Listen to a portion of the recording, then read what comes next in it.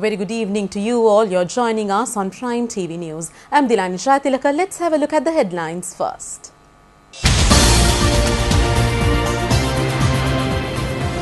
Gotabaya is interrogated over the misuse of state funds. President gives instructions to protect the beauty of the Parakrama Samudra. 6 who killed the leopard are remanded. Farmer community will receive fertilizer for Yala, sans a shortage. Turkey's long-standing leader Erdogan wins a new 5-year term.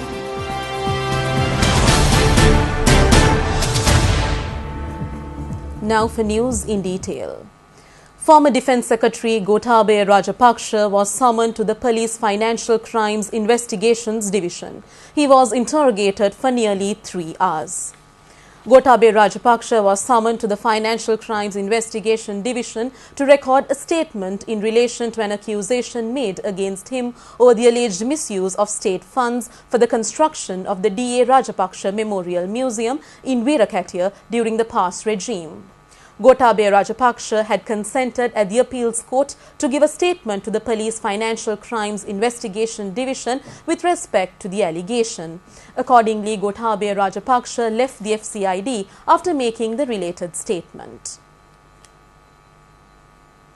President Maithripala Sirisena has instructed the officials concerned to take initiatives for the immediate resolution of the garbage issue near the Parakrama Samudra. The President, while engaging in physical fitness activities near the Parakrama Samudra this morning, witnessed the manner in which garbage had been dumped haphazardly. The President immediately summoned all officials concerned to the site and instructed them to immediately resolve the issue. Garbage bins should be installed suitably. He also ordered the officials to institute legal action against those who dump garbage indiscriminately. Instructions were also given to undertake a frequent follow-up on these activities. President Maithripala Sirisena underscored the need of giving an opportunity for the people to enjoy the environment in a free and healthy situation while protecting the value of the Parakrama Samudra, which is a historic heritage. The President informed the officials to maintain the environment in an attractive manner for the hundreds of thousands of pilgrims arriving in the Polonnaruwa historic city with the dawn of Poson. The 6 suspects apprehended over the killing of a leopard in the Kilinochchi area have been remanded. They were remanded until the 29th of this month after being produced in the Kilinochchi Magistrates Court. 6 suspects were taken into custody with regard to the incident. Villagers in the Ambalkulam area in Kilinochchi attacked and killed a leopard that broke in their villages on the 21st of this month. The villagers did not permit the wildlife officials who arrived in the village to trap the leopard. The villagers had attacked and killed the leopard when these officials returned to the location with security officials. 2 suspects were apprehended with regard to the incident, while 4 were taken into custody today. All the suspects were nabbed after identifying them through photographs and video footage. The government has embarked on a program which will be beneficial for everyone through a massive development spreading throughout every field. The government has launched the Enterprise Sri Lanka project on behalf of further strengthening it with the intention of uplifting the entrepreneurs. The desire of the Enterprise Sri Lanka program is to build an enterprise paradise through the inborn talents of the entrepreneurs. Many loan schemes have been introduced in this respect. The Ministry of Finance and Mass Media is implementing the Enterprise Sri Lanka program, updating the 2017 and 2018 budget proposals. It is supported by the state and private banks, foreign financial coordination institutions and other participating establishments. The prime aim of this effort is to introduce 100,000 entrepreneurs during next year. The government is expected to provide all facilities as well as pay a large part of the interest of the loans they obtain until they stabilize through their strength. Entrepreneurs in many fields including farming, fishing, livestock, home gardening, handicraft and apparel and tourism will receive benefits. The Enterprise Sri Lanka project includes more than 15 programs that provide loans to them up to a maximum of 750 million rupees. Talented youngsters who are not eligible for university admission are a targeted significant group. The allocation made on behalf of this year for the payment of a large part of the interest of loans obtained by entrepreneurs through this project is 5 billion rupees. Another 10% will be added for the loan relief given by the government for women coming forward to undertake any project. It is planned to accord another 10% interest relief for the disabled. State banks will allocate a separate counter from next month for the efficient implementation of the loan scheme given under the Enterprise Sri Lanka program. It is hoped to generate 50,000 new jobs through this Enterprise Sri Lanka program. Measures have been taken to supply the fertilizer required by the farmer community sans any shortage to undertake paddy cultivation in the Yalla season. Earlier, the Agriculture Ministry planned to cultivate nearly 200,000 hectares of paddy land. But following the torrential rain experienced in the past few days, it has now decided to increase the extent to 538,399 hectares.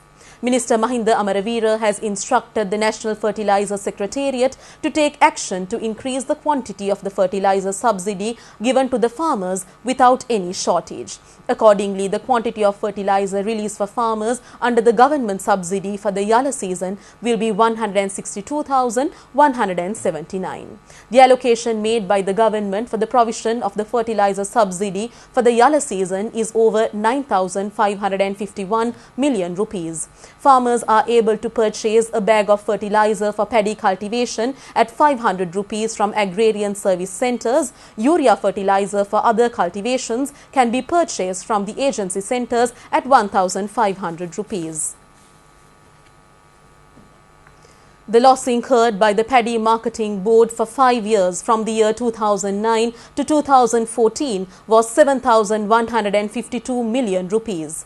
This reference has been made by Paddy Marketing Board Chairman Upali Mohotti. He said that action has been initiated to make it a viable institution under the present government. The progress review discussion of the future activities of the Paddy Marketing Board was held at the office of the board under the patronage of Minister Mahinda Amaravira. It was mentioned at this meeting the manner in which the PMB was operating at a continued loss during the past period. Chairman of the Paddy Marketing Board Upali Mohotti pointed out that the cause for the loss incurred by the board was the supply of rice free of charge to Somalia during this period and also due to a decision to providing a large stock of paddy to the private sector as animal feed. He referred to the main programs that have already been mooted to make the Paddy Marketing Board as an income-earning establishment. He said that there are plans to sell paddy at relief rates within the next 2 months. The Paddy Marketing Board Chairman also referred to the main steps taken to launch 225 centres for the purchase of 20,000 metric tons of paddy countrywide during the Yalla season. It is the ordinary public that encounter many difficulties due to the work stoppages launched in the country. Mahanayaka of the Malwatta chapter, the Most Venerable Tibbotuwave Sri Sumangala Thera, pointed to a group of members of the Joint Postal Trade Union Front that it is difficult to find solutions to problems unless flexible.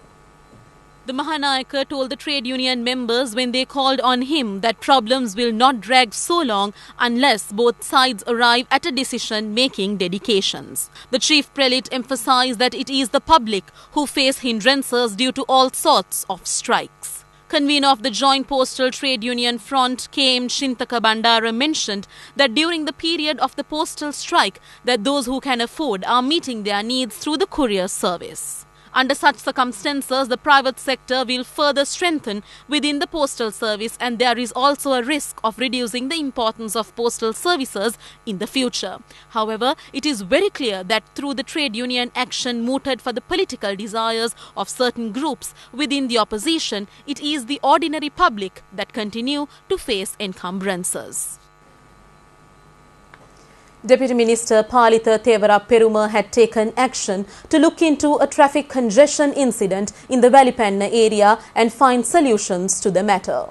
Deputy Minister Palitha Thevara Peruma was able to witness a heavy traffic congestion while travelling near the Valipanna interchange on the Southern Expressway. While making inquiries, the Deputy Minister came to know that the cause for this traffic congestion was the closure of one of the counters at the Valipanna interchange. He took action to instruct the officials concerned and immediately the counter opened, overcoming the hindrances experienced by the public. Around 21 motorbikes have been devastated in a fire that erupted in a motorbike sales outlet in the Vaunia area. The fire had broken out in the wee hours of today in an outlet selling motorbikes in the Patanchur area in Vaunia. It is believed that the first may have erupted due to an electrical short circuit. The police are probing the incident.